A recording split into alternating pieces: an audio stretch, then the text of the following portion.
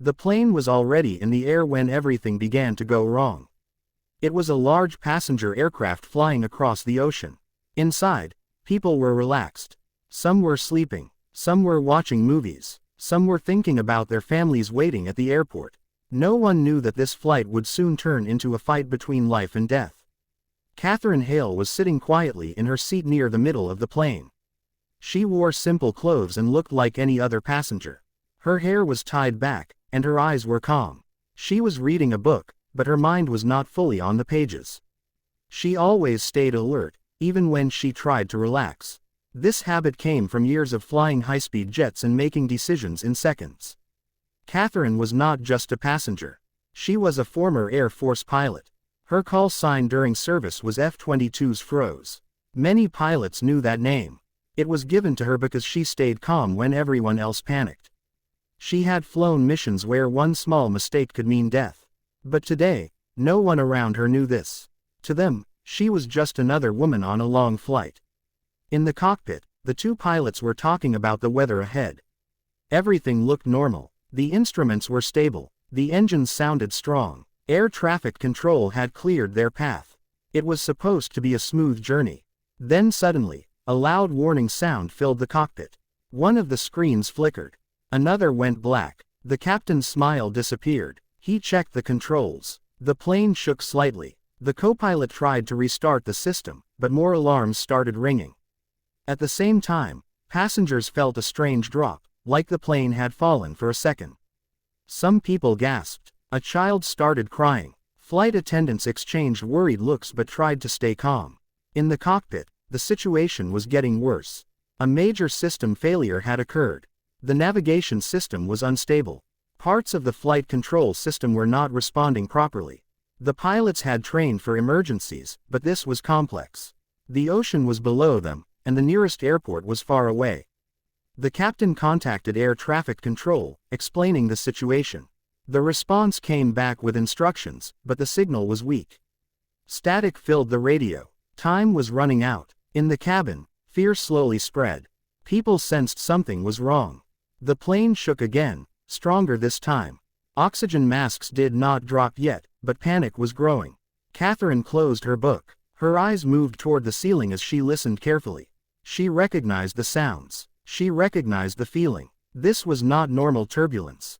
This was something serious. A flight attendant walked quickly down the aisle, trying to keep her voice steady as she told passengers to remain seated.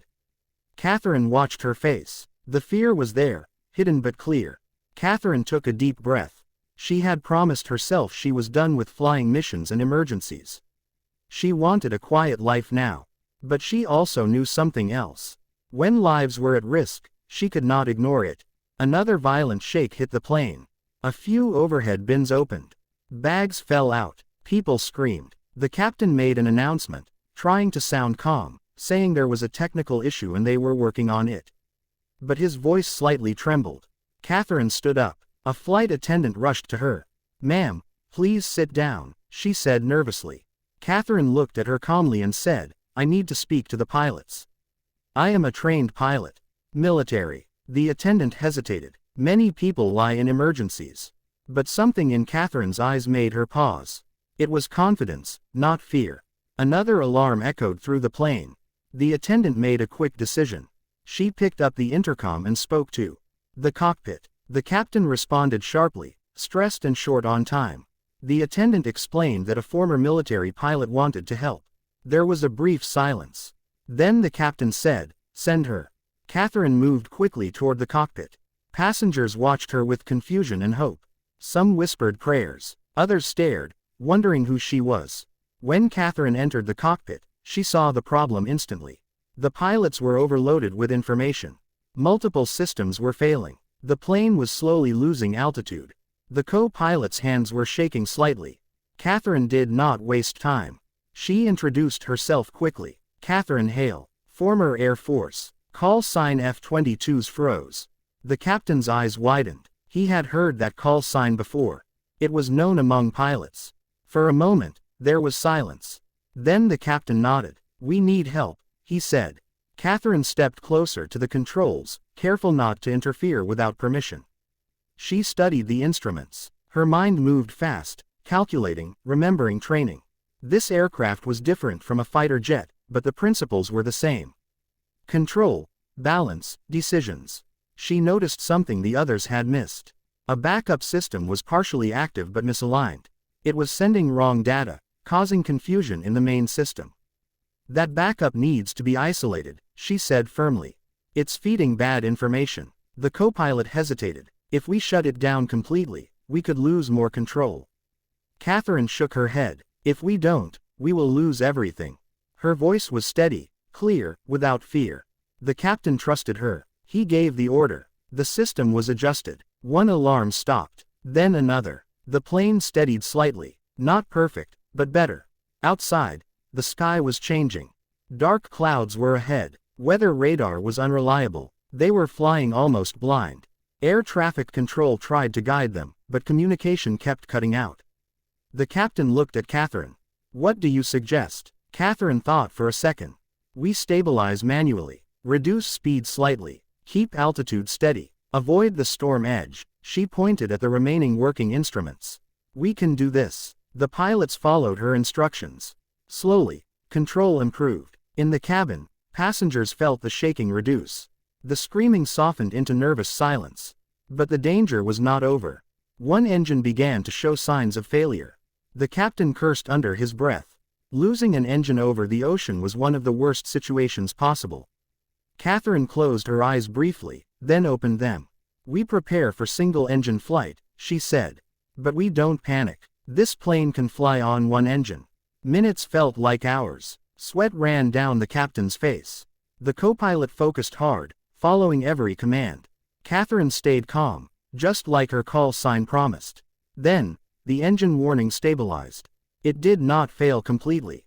It held, weak but alive. The plane continued forward. Finally, after what felt like forever, air traffic control regained a clear signal. They guided the plane toward the nearest airport. It was still a long distance, but now there was a path. The captain made an announcement. Ladies and gentlemen, we have stabilized the situation. We are diverting to another airport. Please remain seated. His voice was stronger now. In the cockpit, the captain looked at Catherine with deep respect. You saved us, he said quietly. Catherine shook her head. We all did. Just keep flying. The plane began its descent hours later. The runway lights appeared like a miracle. The landing was hard but safe. When the wheels touched the ground, the entire cabin erupted in applause and tears. Catherine quietly returned to her seat as emergency crews surrounded the plane. Passengers hugged each other. Some cried openly. Many asked who the woman was that walked out of the cockpit. When Catherine stepped off the plane, people clapped for her. She felt uncomfortable with the attention. She smiled politely and kept walking. Later, news spread about the flight. People learned about the calm woman with the powerful call sign. They learned that strength does not always shout. Sometimes it sits quietly until the moment it is needed. After the plane stopped on the runway, emergency vehicles surrounded it from every side. Red and blue lights reflected on the metal body of the aircraft. Passengers stayed seated for a moment, breathing heavily, trying to understand that they were alive. Many of them had truly believed they would never see land again. Catherine sat quietly, her hands resting on her knees. Her heart was calm now, but her body felt tired. Adrenaline slowly left her muscles. She looked out the window and saw firefighters and medical teams ready to help.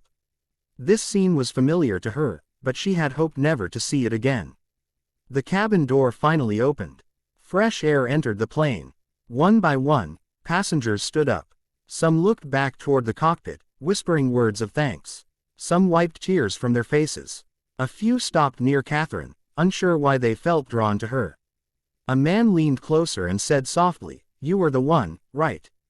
Catherine gave a small nod. The man held her hands and said, "Thank you for saving my children." Catherine did not know what to say. She simply nodded again. Outside the plane, news crews were already gathering. Someone had leaked the story quickly. Cameras pointed toward the exit. The captain stepped out first, speaking briefly to officials. Then the co-pilot. When Catherine appeared, cameras turned toward her instantly. She shielded her eyes from the bright lights. Reporters shouted questions. Are you the military pilot? Is it true you saved the plane? What is your call sign? Catherine did not answer. She walked forward calmly, escorted by airport security.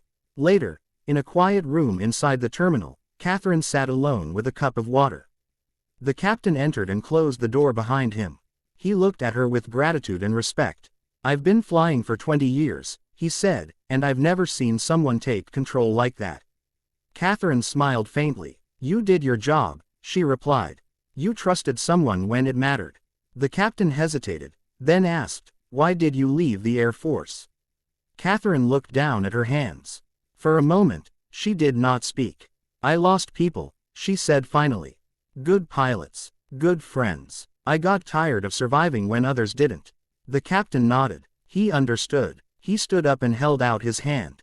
Whatever you choose to do next, he said, you saved lives today. That matters. Catherine shook his hand and watched him leave.